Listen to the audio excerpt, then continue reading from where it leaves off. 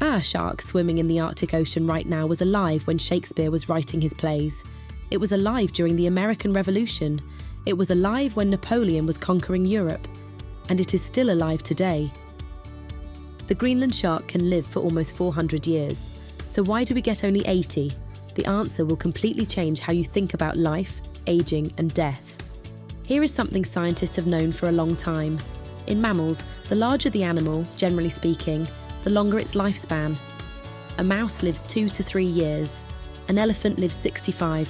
A bowhead whale lives over 200. This makes evolutionary sense. A small animal is more vulnerable to predators. There would be no point in having a long lifespan if you are going to be eaten long before you die of old age. But the deeper reason is more fascinating. Size is related to metabolic rate, roughly the speed at which an animal burns fuel to stay alive. Small mammals burn fuel fast, large mammals burn it slowly. And here is the extraordinary consequence of this. From hamsters to whales, across an enormous range of sizes, mammals typically have roughly the same number of heartbeats over their entire lifetime. About 1.5 billion. It is almost as if mammals were designed to last a certain number of heartbeats. Much like a typical car can be driven about 150,000 miles. But then something strange happens. In 1991, scientist Stephen Ostad and his student Kathleen Fisher examined the longevity of several hundred species. They knew the general rule: bigger animal, longer life. But they discovered something nobody expected. Below about 1 kilogram of body mass, the rule breaks down completely. So they invented a new measure, the Longevity Quotient, or LQ. The LQ measures how long a species actually lives compared to how long it should live based on its size. And the results were extraordinary. Humans have an LQ of about 5. We live 5 times longer than our size would predict. Impressive. Until you discover that 19 mammalian species outperform us. 18 species of bat and the naked mole rat.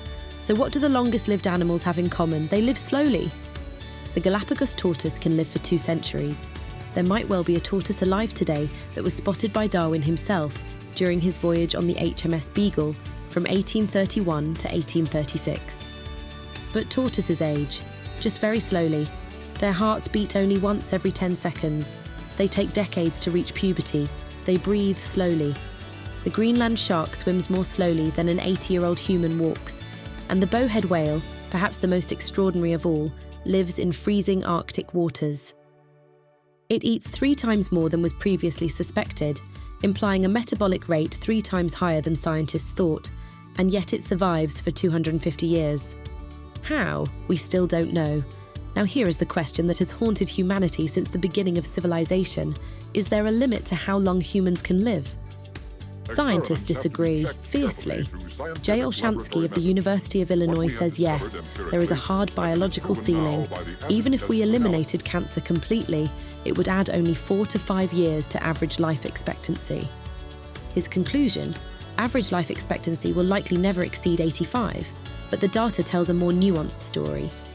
For 150 years, life expectancy climbed steadily. Then around 2011, it slowed. It plateaued from 2015 to 2019. Then COVID hit. The oldest person for whom we have reliable records is Jeanne Calment, who died in 1997 at the age of 122. She met Van Gogh as a teenager. She rode a bicycle until she was 100. She smoked for most of her life, and she ate more than 2 pounds of chocolate every week. Nobody has beaten her record in the 25 years since she died. Scientist Jan Weig calculated that the natural limit of human lifespan is about 115 years. The probability of anyone exceeding 125 in any given year is less than 1 in 10,000.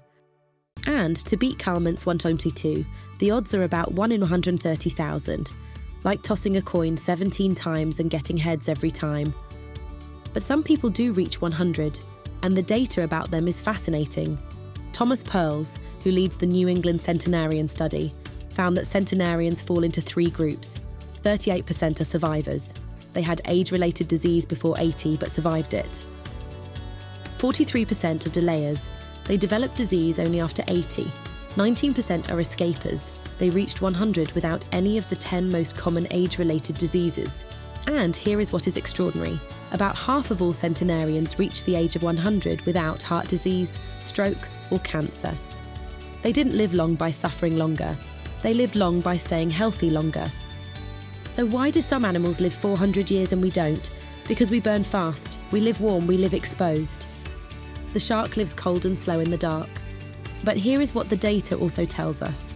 The scientists who study aging, even those who disagree most fiercely about the limits of human life, all agree on one thing. Research on aging will result in game-changing medical breakthroughs. The only question is how fast they will come. And aging itself, it is simply an accumulation of damage to our molecules, cells and tissues, damage that accumulates, damage that science is learning, for the first time in history, how to slow.